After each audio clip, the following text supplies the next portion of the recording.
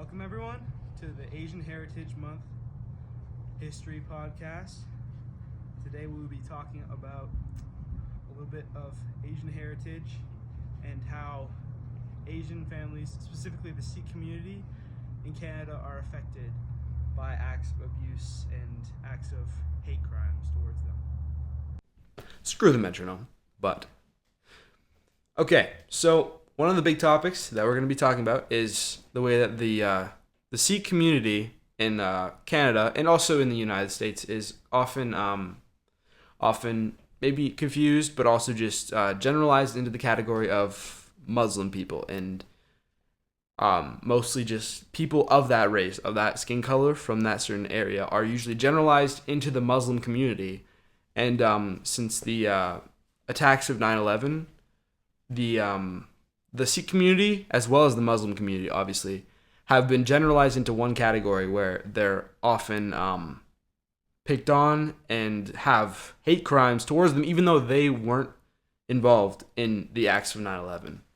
To continue on Noah, is the Sikh community when they're wearing turbans, they're often correlated with Muslims, as they kind of seem similar, but in reality, they're very different.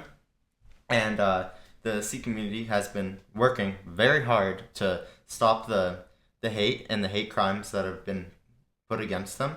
And they have many organizations that are trying to mitigate the amount of discrimination that they are by showing them that they have nothing wrong, very peaceful, and and another thing is like an example of a lot of these, like, people like to say hate crimes, but sometimes it can just be verbal things that aren't actually a crime. The word crime can be used sometimes a little bit more as just like an attack against that race or something like that.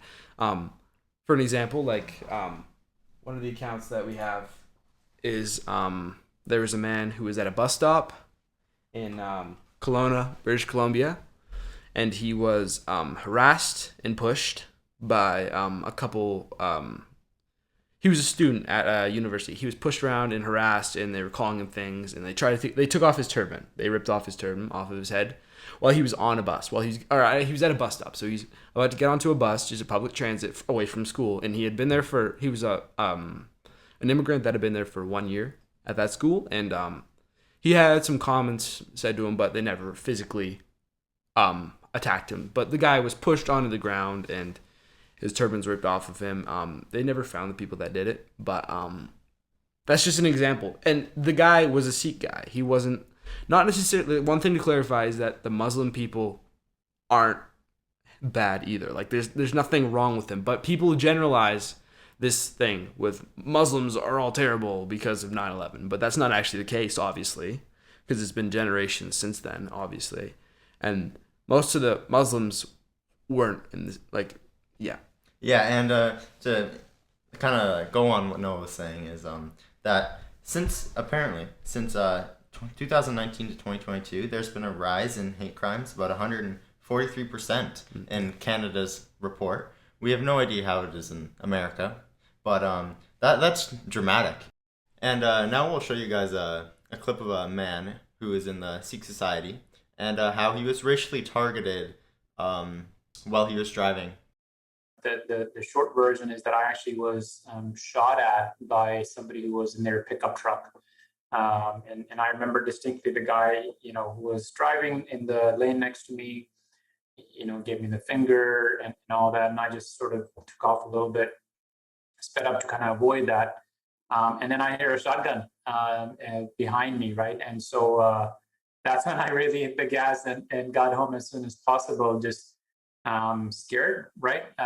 In the beginning, but then, once I calmed down, it was just, again, just heartbreaking because you don't expect that. You don't go driving on the highway, with the fear of getting shot at. So, okay, a big part of kind of breaking this down is that in a lot of ways, our modern society is very pro everyone's welcome. Everyone's very, like, the way that it should be in theory is that everyone, no matter what they look like, no matter who they are, they're welcome. No matter what their religion is another thing that has been very controversial over many years. and in Canada especially is one of the best countries for like diversity in races, like racial diversity, right? And a lot of that we see is these sort of encounters that go against a lot of what we're very pro and we're trying to focus on, trying to lead through. Obviously, it's not perfect, and it'll never be perfect. But I think that the fact that these sort of things are happening in our country is something that, to some extent, Canadians should be ashamed of.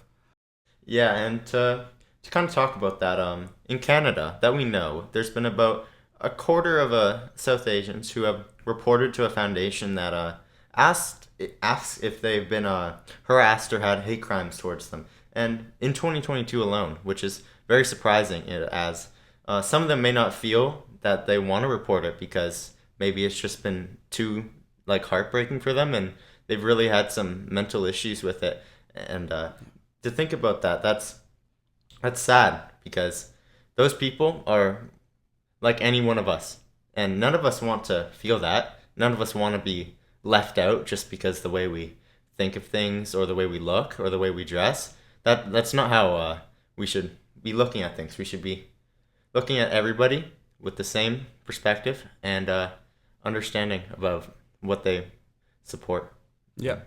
I think a big part of this comes from just the whole identity of these Sikh individuals, that it's their religion, and that's a big part of a lot of religious people. That's a big part of their lives. That becomes something that is really who they are, and the way that the Sikh religion shows it, and along with Muslim and some other religions, they physically, like visually show their religion, and that's a big part of their religion, and that shows immediately who they are. And the fact that people treat them like they're not allowed to show who they are, what they believe in, when they're out for a drive in their car, is something that needs to be changed in our society, in this Western culture that has become very hateful towards Sikh individuals and just generalized South Asian individuals.